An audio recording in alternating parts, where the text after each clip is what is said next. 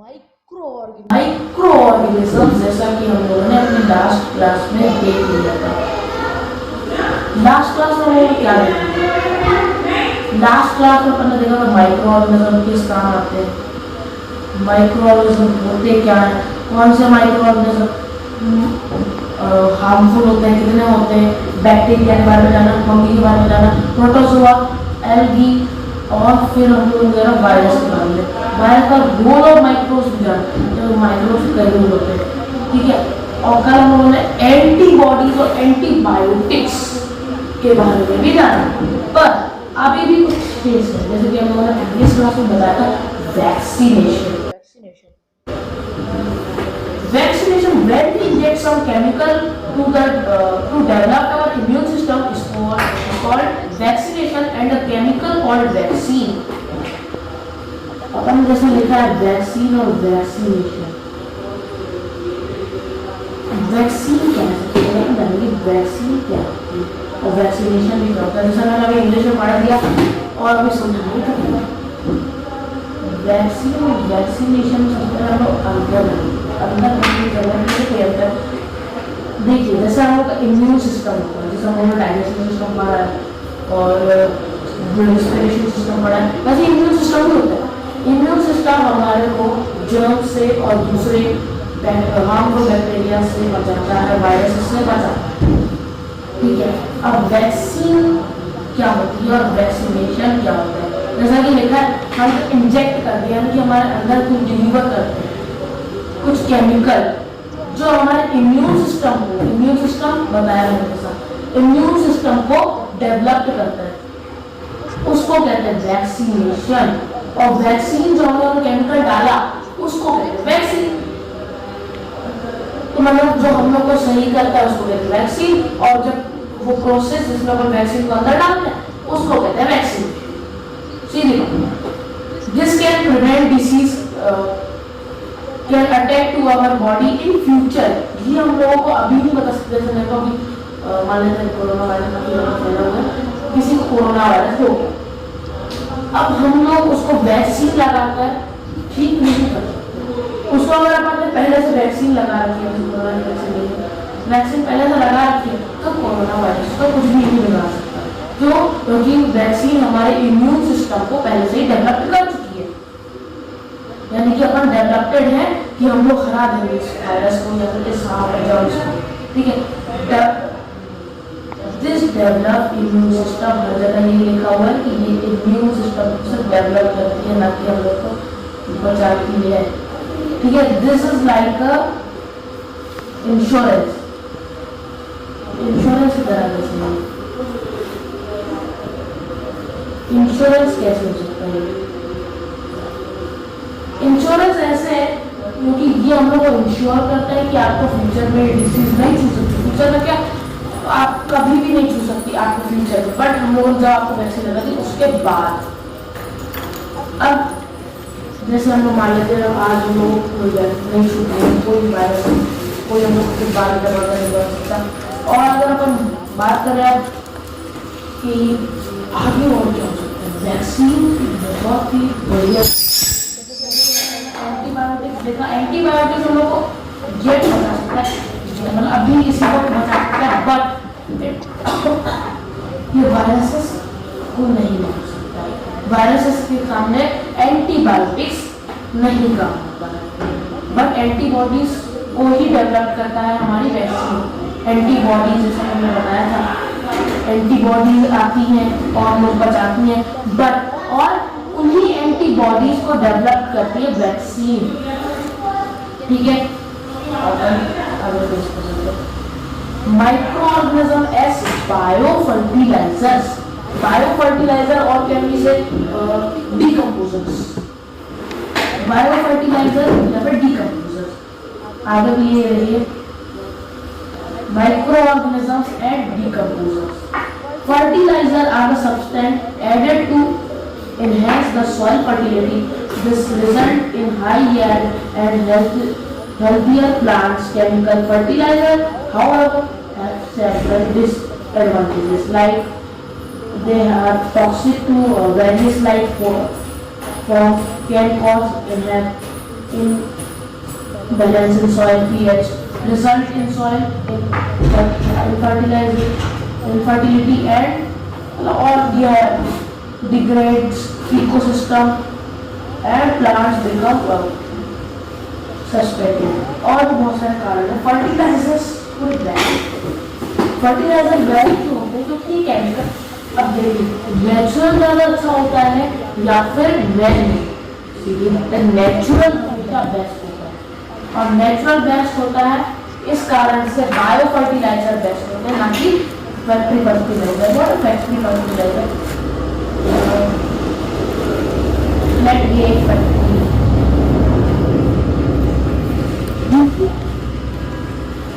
यहाँ से फर्टिलाइजर्स बनते हैं, यहाँ से बनते हैं क्या? हमारे फर्टिलाइजर जो कि आते हैं पैकेट में और फार्मर्स उसको खरीदते भी हैं। बट फार्मर को अपना फायदा नहीं दिख रहा है आजकल उसमें, तो आज हम लोगों ने एक नई चीज डेवलप करी है, उसको हम कहते हैं क्या? उसको हम कहते हैं डीकम्पोजर्स। डीकम्पोजर्स क्या है? डीकम्पोजर्स कुछ भी नहीं है। डीकम्पोजर्स वो है जो हम लोग ऑर्गेनिक वेस्ट से बनाते हैं हमारे अपने यार्ड में। और ये कैसे बनते हैं वैसे? अब डीकम्पोजर्स को बनाने के लिए हम लोग को मशीन चाहिए, नहीं चाहिए, हम लोग को एक फील्ड चाहिए जिसमें एक डग ग्राउंड होना चाहिए और हम लोगों को उसमें उसको छोड़ देना कुछ समय के लिए। अब छोड़ देने से कुछ हो जाता है क्या? इसमें आप पढ़ाना छोड़ दो और अपने आप कर लगो तो क्या अपने आप वीडियो बन जाएंगे? क्या नहीं बनेंगे। लेकिन कुछ ऐसा होता है सब्सटेंस जो उसको बनाता है, उस काम को कर देता है फार्मर के लिए।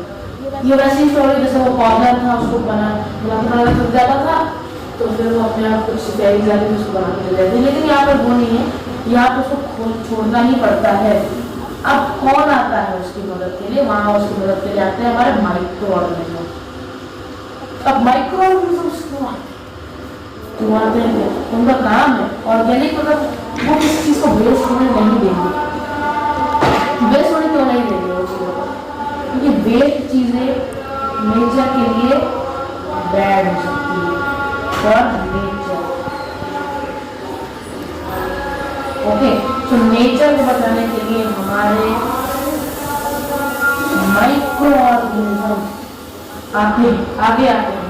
और फर्टिलाइजर सबसे पहले अपन की डिसएडवांटेज भी देखिए, ये हमारे प्लांट्स को काफी ज्यादा क्या करता है? टॉक्सिक हो जाते हैं हमारे। अगर हम ज्यादा क्वांटिटी में अगर डालेंगे तो इससे वाटर पोल्यूशन भी हो सकता है। कैसे हो सकता है? रेनफॉल उसको बहा के ले जाएगी, नदी में डाल देगी, हो गया काम, नदी खराब हो गई। और ये हमारे उसके प्लांट्स के सिर्फ एक ही, अगर हमारे आपको सिर्फ चावल मिलेंगे आपसे पूरा टाइम, चावल खा खा के आपको सिर्फ फैट या फिर कार्बोहाइड्रेट्स ही बचेंगे और कोई भी आपके अंदर न्यूट्रिएंट नहीं रहेगा। तो जैसे ही अगर अपन फर्टिलाइजर हम एक ही चीज प्रोवाइड करते हैं, बायो को हम करते हैं, ठीक है, फर्टिलाइजर हम लोग सिर्फ एक ही चीज प्रोवाइड करता है। क्या प्रोवाइड करता है हमें फर्टिलाइजर? एक ही न्यूट्रिएंट, कोई सा भी एक न्यूट्रिएंट। नाइट्रोजन प्रोवाइड करा सकता है, आप लोग कोई भी वाला एक न्यूट्रिएंट प्रोवाइड कराएगा। एक न्यूट्रिएंट में हमारा क्या होगा? हमें तो अलग अलग न्यूट्रिएंट चाहिए और वो काम कर सकते हैं डीकम्पोजर्स। और उनमें सबसे हेल्दी चीज जो कि ह्यूमस, डीकम्पोजर्स ही हम लोगों को ह्यूमस दे सकते हैं। और अगर अपन इसका इस्तेमाल ज्यादा करते हैं किसका? फर्टिलाइजर्स का, तो हमारे जो पीएच लेवल है, यानी कि इसमें जो क्या क्या चीजें मिक्स है, इसकी कैपेसिटी कितनी है, कितना अच्छा है सॉइल, उसके लेवल को बहुत तेजी से डाउन कर देगा, ऊपर से डायरेक्ट नीचे। ठीक है,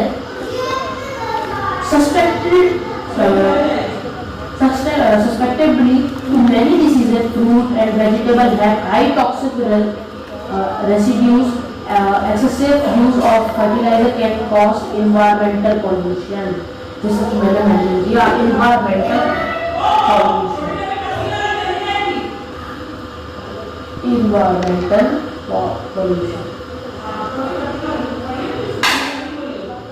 Environmental pollution. What is environmental pollution? मतलब environment polluted कर रहे by air, by water. Water अपन जैसे polluted कर दिया by fertilizers. Okay, so it's called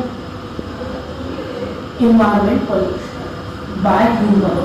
maximum तो human ही करते हैं ये काम। ठीक है, हम लोग आगे decomposers. Microorganism and decomposers.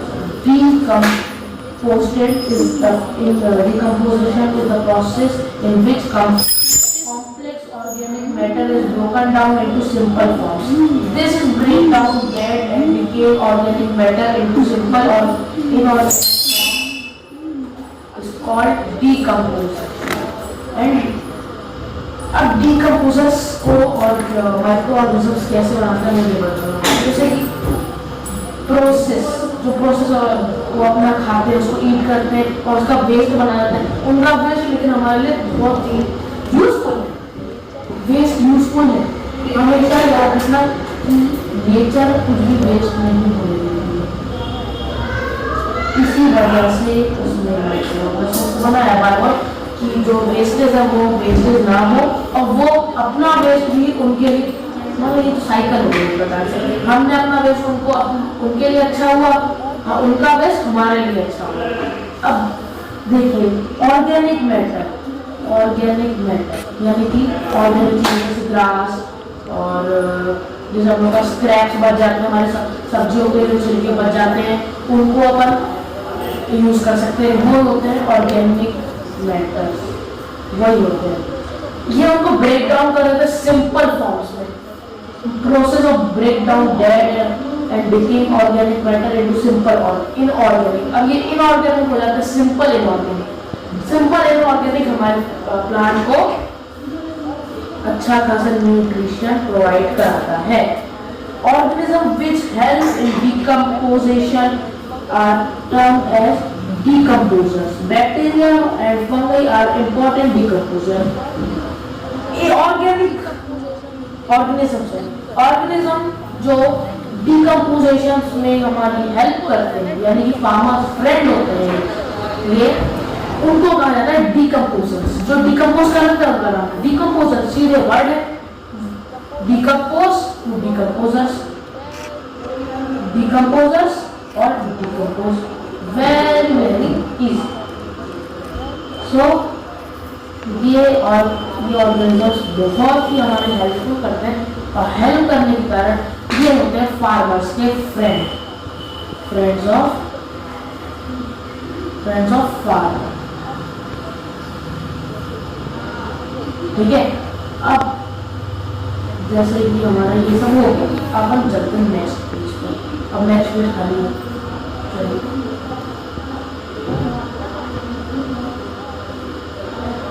अब हमारा अगला टॉपिक क्या हो सकता है? हमारा अगला टॉपिक खाली है, मैं बताना चाहूंगा राइजोबियम।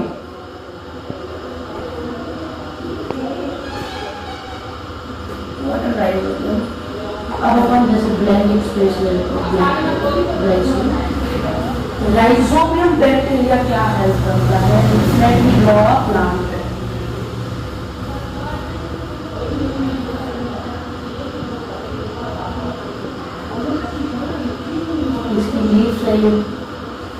अब अपन इसका एक रूट्स बना लेते हैं।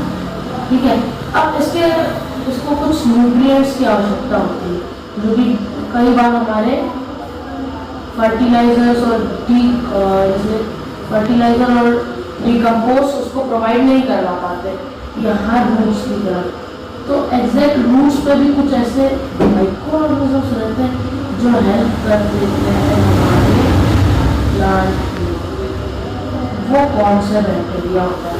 Let the bacteria called rhizobium.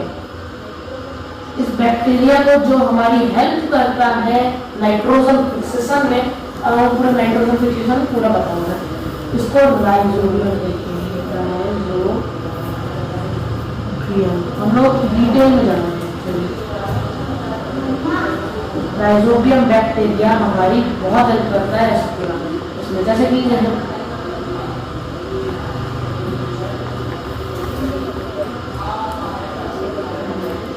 ठीक है, कैसे करता है ये देखते हैं। सेम बायोटिक रिलेशनशिप ये करिए। अब what is symbiotic relationship?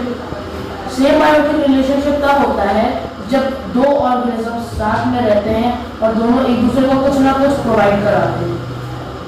जैसे कि मान लेते हैं यहाँ की प्लांट है हमारा, ये एक हमारा ये प्लांट है हमारा, और नीचे रूट्स में हमारा रहता है राइजोबियम बैक्टीरिया रहता है, और राइजोबियम बैक्टीरिया इसके ही रूट्स में रहता है राइजोबियम बैक्टीरिया। अब राइजोबियम बैक्टीरिया क्या करता है उसके, अब उसको भी तो न्यूट्रिशन चाहिए, एक बैक्टीरिया है, न्यूट्रिशन कैसे ले सकता है? तो प्लांट्स के साथ उसका अपना सेम बायोटिक रिलेशनशिप होता है, सेम बायोटिक रिलेशनशिप होता है। अब इस सेम बायोटिक रिलेशनशिप में भी क्या, प्लांट उसको न्यूट्रिशन प्रोवाइड कराता है, और सॉरी प्लांट उसको शेल्टर प्रोवाइड करता है। चलिए शेल्टर यानी कि उसका अपना घर, और उसके पास एक घर हो गया, और उसको भी एक प्लांट को कुछ तो देना ही पड़ेगा बदले में। तो उसके बदले में प्लांट को क्या देता है, वो देता है नाइट्रोजन। नाइट्रोजन तो आप बोलोगे हवा नाइट्रोजन की 91% की कैपेसिटी है, तो प्लांट तो अपने आप ले सकते हैं नाइट्रोजन, ठीक है, प्लांट्स अपने आप ले सकते हैं, पर उनको चाहिए एक अलग फॉर्म ऑफ नाइट्रोजन। नाइट्रोजन तो उनको चाहिए बट इन डिफरेंट फॉर्म, और वो डिफरेंट फॉर्म उनको कौन प्रोवाइड कर सकता है, हमारा rhizobium bacteria. Normal nitrogen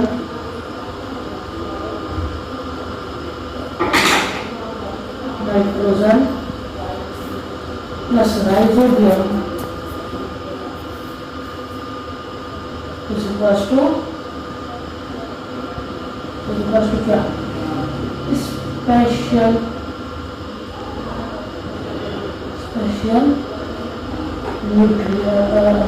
nitrogen, ठीक है, स्पेशल काइंड ऑफ नाइट्रोजन हमारे को किसने प्रोवाइड किया, राइजोबियम बैक्टीरिया। अब ये राइजोबियम बैक्टीरिया हमारे लिए सबसे हेल्पफुल है, मतलब बैक्टीरिया हमारे लिए काफी ज्यादा अच्छे हैं। तो थैंक यू। ये वाला चैप्टर खत्म हो गया, और हम लोग जल्दी आएंगे नेक्स्ट वीडियो।